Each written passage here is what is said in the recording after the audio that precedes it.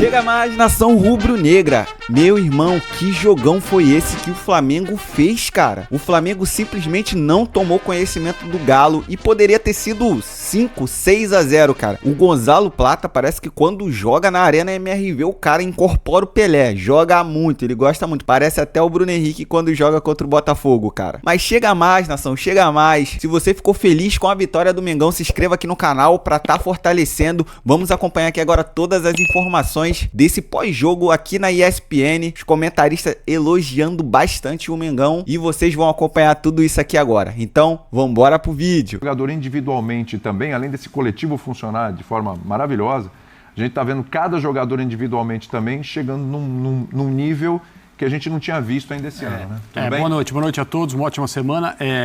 Você falou do Pedro, não achei que o Pedro jogou bem, não. Eu achei que ele deu um recital hoje no Belo Horizonte.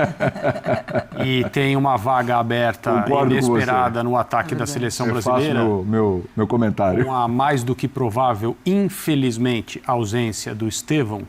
E talvez o Carlo Ancelotti tenha de redesenhar alguns setores.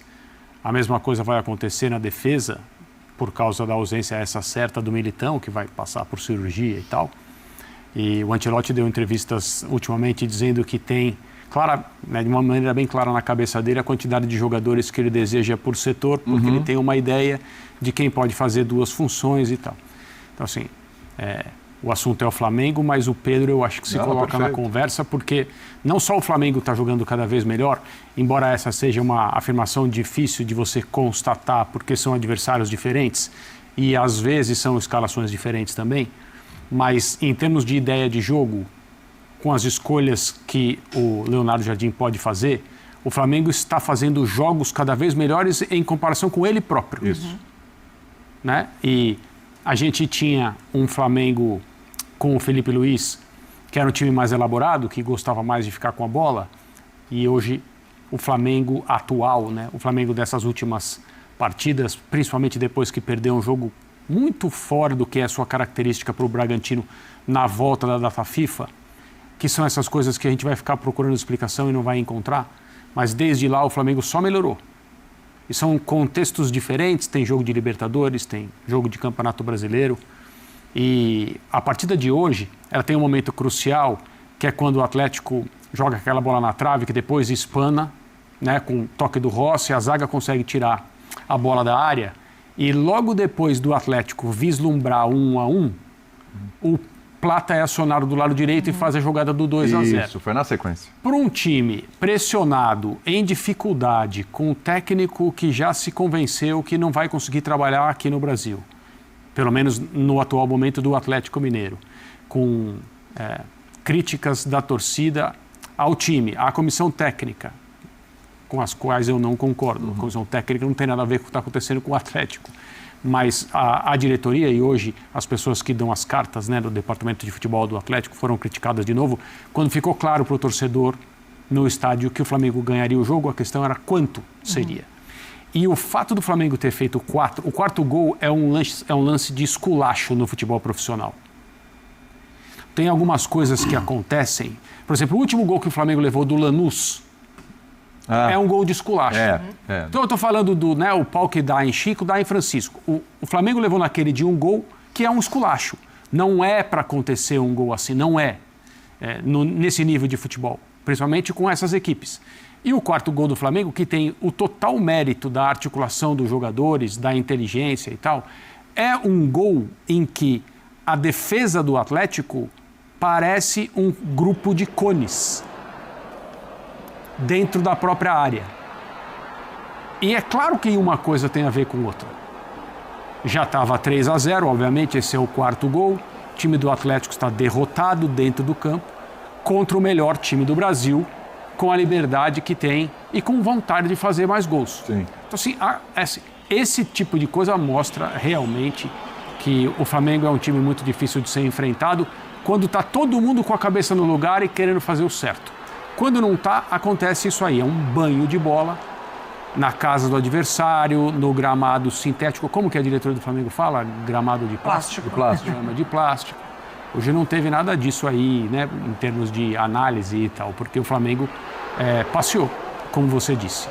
E é mais uma sinalização de um grande problema para os adversários, embora o Palmeiras esteja na frente.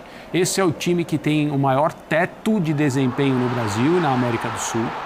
As coisas continuando a andar bem para o Flamengo significam muita preocupação para todo mundo. E, de novo, o Pedro, a continuar assim, eu acho que ele tem que entrar na conversa e talvez ele seja esse jogador que, na hora certa, naqueles últimos metros, né, de uma corrida que, no caso da seleção brasileira, não é tão longa assim, porque o trabalho do Ancelotti não teve um ciclo inteiro. Mas, principalmente porque há vagas e o Pedro é um jogador muito diferente de todos, não existe um atacante / centroavante como ele, né, pelo que ele pode oferecer, eu acho que ele tem que ser colocado na conversa. Ele dá o espetáculo que ele deu hoje é um espetáculo de posicionamento próximo ao gol adversário. Que era uma coisa muito cobrada com relação a ele por outros treinadores, inclusive, que passaram no Flamengo. Já que você levantou essa pauta, vamos lá, bastante tempo aqui de linha, a gente vai falar mais do Flamengo, vamos falar dessa crise no Galo. Está em crise. Está em crise, está com pontuação de rebaixado, 14 pontos, igual a pontuação do Santos, que é o primeiro na zona do rebaixamento, é o Hulk que está indo embora. São declarações de alguns jogadores já do jogo anterior, da partida contra o Ceará pela Copa do Brasil, falando de coisas internas, que não iam falar muito e tal, etc., para não conturbar ainda mais o ambiente. É um treinador que a gente não sabe se vai seguir ou não no comando do Atlético Mineiro, vamos ver, a gente não sabe nem se vai ter zona mista. Hoje tinha uma dúvida sobre isso, a gente está acompanhando tudo lá e a gente vai trazendo essas informações. Mas então é o seguinte, Pedro está na pauta de seleção, é dia 18 a convocação, hein? Dia 18. O Pedro está na pauta e se está... Qual o termômetro aí? Como é que tá essa temperatura? Tá quente pro Pedro? A briga dele pra mim é com o Igor Thiago, né? Tá. Por conta Essa diferença, isso. dessa vaga que o André levantou muito bem em relação ao centroavante, a mudança agora que pode acontecer, né, na convocação do Ancelotti, é principalmente a mudança de posicionamento de alguns nomes, né, que já estarão lá. Por exemplo, o Estevão fora, se acontecer do Estevão ficar fora, mesmo o Luiz Henrique assume o posicionamento pelo lado direito, aí você vai, por exemplo, poder mexer no Rafinha da vida, o Rafinha vai também ser mexido, tem que ver qual vai ser, o Endrick, por exemplo, se for convocado, vai ser convocado para jogar aberto e não centralizado, então automaticamente você pode de fato abrir a vaga que o André está falando, que é a vaga do centroavante. Então, para mim, fica na briga com o Pedro e Igor Thiago. O Igor Thiago, eu ainda acho que o Pedro tem mais qualidade técnica, né? Pedro tem mais refino técnico do que o Igor Thiago. O Igor Thiago ainda tem um pouco mais de velocidade, mais mobilidade, enfim. Mas o Pedro tem mais qualidade técnica. Aí resta saber o que o Ancelotti vai ter na cabeça para ele convocar, né? Porque o Igor Thiago foi nessa última agora e foi muito bem, tá? Sim. Tem que ser justo aqui na hora de falar, porque o Igor Thiago foi muito bem quando ele teve a oportunidade ali de jogar. E agora resta saber o que o Ancelotti vai fazer. Essa que é a realidade. A questão para mim é que a gente não sabe, assim, eu acho pouco provável que o Ancelotti leve mais de um centroavante. Também acho que não. Porque de acordo. ele chegou a falar, né? Certa vez ele chegou a falar antes de uma convocação, ou numa convocação, numa coletiva pós-convocação, falando, olha, eu tenho dois tipos de centroavantes, de atacantes. Aqueles mais móveis, aqueles que podem cair mais para o lado, que se movimentam mais e que podem jogar aí na seleção titular, porque a seleção titular não é a seleção do homem de referência.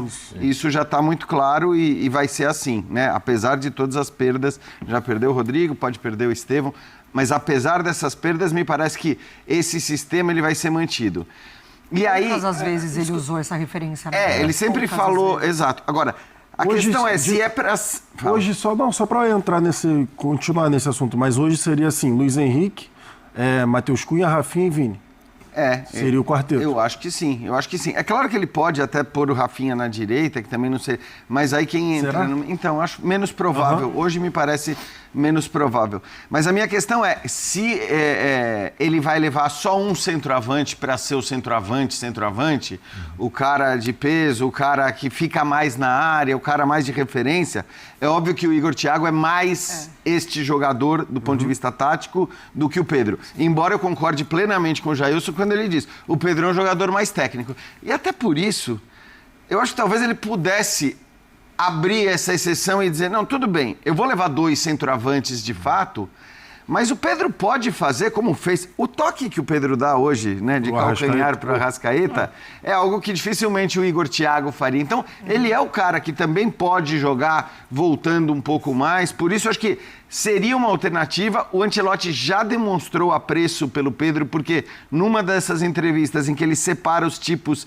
de atacante, ele fala: e eu queria ter convocado o Pedro, mas infelizmente ele se machucou. Então, acho que o Pedro acabou dando muito azar, que ele agora explodiu e está fazendo essa quantidade de gol um atrás do outro, depois dos 2 últimos amistosos. Mas não acho que ele esteja fora do radar, sobretudo se o Estevão não for. É claro que, se você imaginar, o Estevão não vai, o Ryan está jogando muita bola também, pode virar uma alternativa. A gente tem falado do Endrick, que é mais provável que esteja lá. Mas eu acho que o Pedro tá na briga, sim. Se ele continuar jogando desse jeito, sem citar outros nomes, é do Pedro que a gente tem que falar, né? É do Pedro que a gente tem que falar. E para completar o que os amigos estão falando, a gente hoje, por exemplo, vendo o Pedro, né, desempenhar e jogar, você consegue enxergar isso dentro da seleção. Porque acaba sendo, entre aspas, parecido com o que esses jogadores de frente fazem, né? Dessa movimentação de um participando do lance do outro, de um criando a oportunidade para o outro, dessa aproximação, do toque rápido, do toque de calcanhar, então, né? Quando acontece do Vini chegar, ou do Rafinha, ou, enfim, né? Do Luiz Henrique, no caso, né? Antes o Estevão. Então, assim, é que é muito grande o que o Igor Thiago faz na Premier League, né? 21 gols marcados em 33 jogos, no campeonato mais difícil, provavelmente, né, de se disputar. Então, assim, é muito grande o que ele faz mesmo. Mas eu acho que é isso. Eu acho que se o Ancelotti, ele pensa na figura do centroavante, sabe, tudo aquilo que a gente falou, né, e quando precisar mudar o jogo, e quando precisar desse centroavante, aí é o Igor Thiago. Até tem um outro candidato, que eu sinceramente não entendi muito bem, porque ele deixou de, me parece, estar no radar. Talvez, eu entendo que é pelo fato de na Premier League ele não entregar o mesmo que o Igor Thiago, mas que é o Igor Jesus. Igor Jesus, exatamente. O Igor Jesus é outro cara que na seleção... Exato. A exemplo do Luiz Henrique, toda vez que ele entrava na seleção, ele entregava muito. E ele também é mais esse centroavante forte, de referência, de área e tal. Então, esses dois têm mais cara desse centroavante para ter um outro tipo de jogo. Mas o Pedro pode fazer isso também, e com uma qualidade técnica indiscutível. E ele tem mostrado isso no Flamengo. Eu ia comentar só em relação à mudança de posicionamento. Como a mudança do Felipe Luiz para o Jardim, a gente está falando de resgatar jogador, o Samuelino, de fato, não tem o que falar. O Samuelino, para mim, é o cara que o Leonardo Jardim conseguiu potencializar, mas se beneficiou, de fato. Só que o Pedro tem uma mudança significativa no posicionamento dele. E aí ele também está sendo potencializado. A gente não precisa falar em relação aos números, mas ele está participando mais do jogo. Porque com o Felipe Luiz, geralmente o Pedro era o cara da última bola. Então o Pedro ficava um pouco mais isolado lá. Então a Arrascaeta que vinha buscar a bola e o Pedro ficava como o cara para definir as jogadas. Só que com o Leonardo Jardim há uma inversão. O Arrascaeta é o cara da última bola muitas vezes e o Pedro que desce para buscar. Por quê? O Arrascaeta tem dificuldade quando vai jogar de costas. Isso é claro, isso a gente já viu diversas vezes aqui no futebol brasileiro. E quando jogou, né, quando, por exemplo, teve lá o Super Mundial ou os Mundiais, né, o Flamengo acabou disputando. E aí o Leonardo Jardim faz uma inversão. Ele bota o Pedro para baixar um pouco mais e receber essa bola de costas. E o Pedro fazendo esse pivô, ele sai mais da área, então ele participa mais do jogo. Então muitas vezes os gols que o Pedro tem feito é a brecha que ele não teria se ele tivesse lá paradão de pivô de 9. Então muitas vezes, por exemplo, o gol que o Arrascaeta faz hoje lá de cabeça é entrando nas costas do Pedro. Claro. E o Pedro estava nas costas do Arrascaeta se o Arrascaeta falhasse. Então assim, o Pedro também é um cara que se beneficiou muito dessa mudança simples de posicionamento que o Leonardo Jardim fez ali na dupla de ataque, a gente pode considerar dessa forma, e aí colocando de novo o nome dele no radar de possível, né, e da Copa do Mundo. Então, de fato, o Pedro muito bem com o Leonardo Jardim. Essa movimentação, né, André, que o Jailson fala, você vê, o Pedro aparecendo junto com o Arrascaeta meio que rouba o gol do Pedro, né? Rouba o gol do Pedro. Apesar dessa movimentação dele chegar... vir se associar, fazer pivô, se associar com jogadores de um lado e do outro e participar mais do jogo, ser mais coletivo, a bola vai na área, o Pedro está sempre lá. É isso. Não é o cara que, ele veio, ele teve que recuar um pouquinho mais e tal, e aí passa uma bola na área, se o Pedro... Aí, ó, pronto, é isso aí. se o Pedro tivesse Porque ele não tá o Pedro parado. não tava. Não, Ele não tá ali. parado, exato, ele tá sempre chegando E ele agora. tá fazendo a dele, Exato. né? E ele tá, inclusive, fazendo aquilo que ele nasceu para fazer, que é... E ele fez um gol de peito, que mostra mais uma vez que ele tem recurso, estava muito perto do gol, não dava para fazer de outro jeito. Ele é um jogador bem diferente, usa os dois pés, quando ele sai da área, ele gira bem, ele consegue, além de abrir espaço para companheiros entrarem onde ele deveria estar, ele estimula essa movimentação, um jogador inteligente, joga sem a bola. Assim, o Pedro, ele teve ao longo da carreira dele no Flamengo uns momentos de insatisfação que ele tornou públicos, né? Sim. Coisa de não ser convocado para seleção brasileira, teve uma questão com a Olimpíada também. Sim, foi o veto ali dos aí dos depois jogos. alguma coisa de não se sentir valorizado, que é algo que faz parte, acho que atualmente os jogadores não têm tido nenhum tipo de melindre em demonstrar essa insatisfação.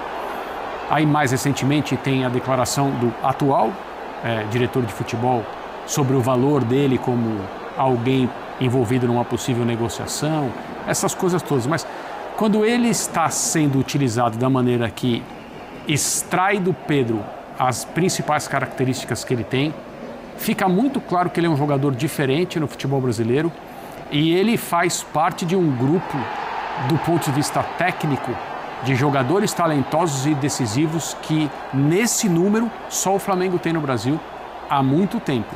E quando todo mundo está de nota 6,5 para cima, que é o momento atual, alguns um pouco mais, mas ninguém abaixo disso, e né, não dá para você imaginar que sempre vai estar todo mundo no auge, o Flamengo é um time que você não encontra brecha.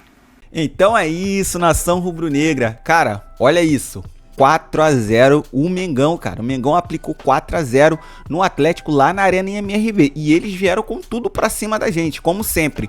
Marcando em linha alta, marcando saída de bola do Flamengo na entrada da área. E mesmo assim tomaram 4 gols. Gol do Pedro, depois gol do Gonzalo Plata. E logo depois gol do Arrascaeta de cabeça, cara. Tomaram o gol do Arrascaeta de cabeça. E pra finalizar, mais um golaço de videogame do Pedro. Cara, que jogão que o Flamengo fez. O time tá evoluindo demais com o Leonardo Jardim. Tá praticando um futebol, cara, muito top, muito lindo mesmo. Toque de bola, movimentação. O time do Flamengo se movimenta bastante ali na última linha. Cara, tá dando gosto de ver o nosso Mengão jogar. Se você gostou também desse placar, se você é flamenguista de verdade, se inscreva aqui no canal, cara, que a gente sempre traz as melhores informações do Flamengo. Valeu, galera. Até a próxima.